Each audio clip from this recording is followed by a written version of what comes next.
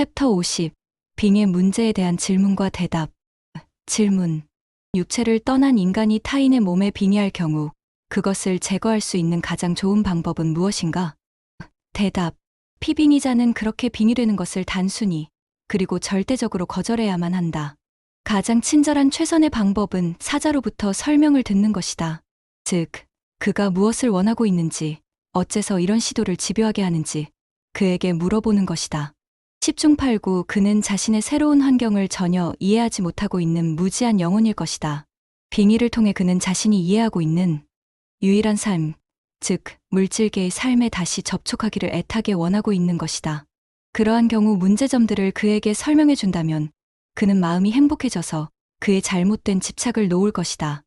또 다른 경우 그 죽은 불성한 존재가 마음속에 뭔가를, 즉 다 이루지 못한 특별한 의무나 부당한 행위 등을 간직하고 있을지 모른다. 만일 그렇다면 그가 만족할 수 있도록 문제를 해결해 주어야 한다. 그러면 그의 마음은 평화롭게 될 것이다.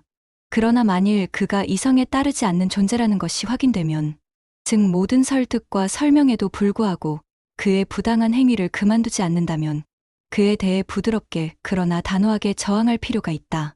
모든 사람은 자신의 신체를 사용할 배타적 권리를 갖는다. 이 천부권의 침해는 결코 용납될 수 없다. 만일 몸에 대한 법적 소유권자가 당당하게 자신의 권리를 주장하고 의지력을 행사한다면 어떤 빙의도 일어날 수 없다. 빙의가 일어났을 때 그 첫 번째 원인은 희생자 자신이 그러한 침해를 받을 수 있는 영향권에 빠지도록 스스로 굴복했다는 데 있다. 따라서 그가 취해야 할 첫 단계는 그러한 굴복 행위를 중단하고 문제들을 자신이 직접 처리하겠다고 강하게 결심하면서 자기 재산에 대한 소유권을 다시 행사하는 것이다. 무엇보다도 자신에 대해 이렇게 확고한 마음으로 재무장하는 것이 근본적으로 요구되는 조건이다.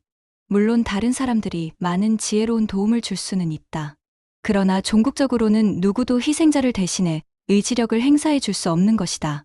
타인이 도와줄 때 재령의 방법은 당연히 사안의 세부 사항에 따라 달라지게 된다. 질문.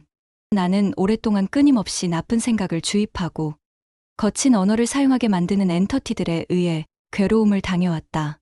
그들은 항상 나로 하여금 포금하게 하고 엄청난 양의 고기를 먹도록 충동질해댔다.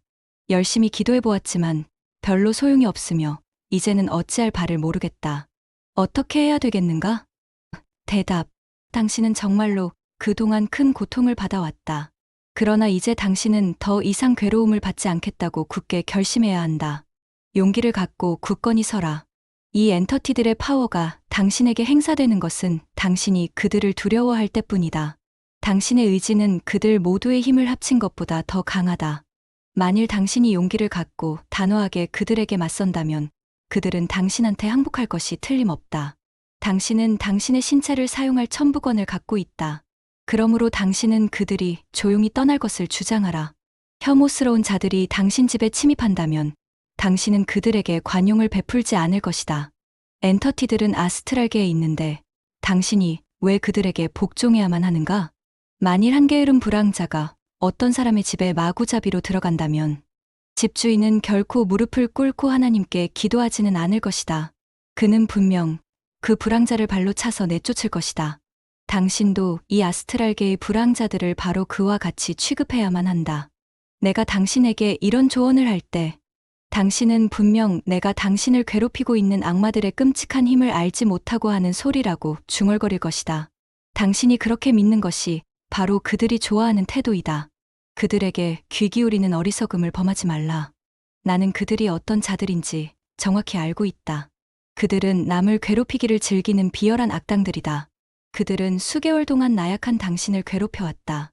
그러나 당신이 그들에게 맞서 정당한 분노를 내는 순간 그들은 겁을 집어먹고 도망칠 것이다. 물론 그들은 거세게 저항할 것이다. 당신이 매우 오랫동안 그들의 행위를 방치해 두었기 때문이다. 따라서 그들은 순순히 물러나려고 하지 않을 것이다. 그러나 강철 같은 결의로 그들과 맞서라. 흔들리지 않는 바위처럼 굳은 의지를 가지고 그들을 물리쳐라. 그들에게 말하라. 나는 신성한 불의 불꽃이다. 내 안에 있는 신의 힘으로 너희들에게 말하건대 어서 떠나라. 한순간도 실패나 양보의 생각을 갖지 말라. 신이 당신 안에 있다. 그리고 신은 결코 실패를 모른다. 그들이 고기를 요구한다는 사실을 통해 우리는 그들이 얼마나 저급하고 거친 엔터티들인지 알 수 있다. 당신은 육식과 술을 피해야 한다. 왜냐하면 그런 것들은 그런 악한 존재들의 욕구를 충족시켜주며 당신이 그들에게 저항하는 것을 더욱 힘들게 만들기 때문이다. 질문. 만일 분노의 폭발로 자신의 몸에 대한 통제를 일시적으로 상실해 있는 동안 빙의되는 것이 가능하다면 잠을 자고 있는 동안 육체를 떠나 있을 때도 빙의가 일어날 수 있지 않겠는가? 대답. 양자의 상황은 완전히 다르다. 잠이라고 하는 것은 자연적인 상태이다.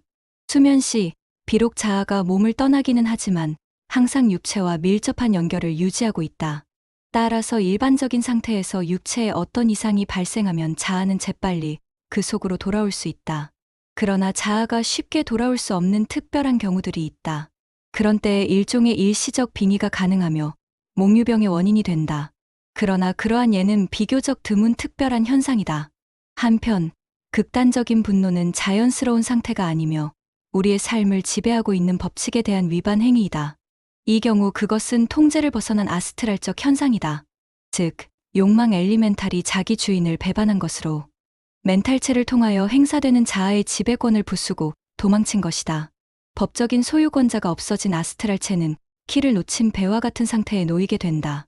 따라서 누구든 가까이 있는 존재가 그 키를 잡을 수 있다.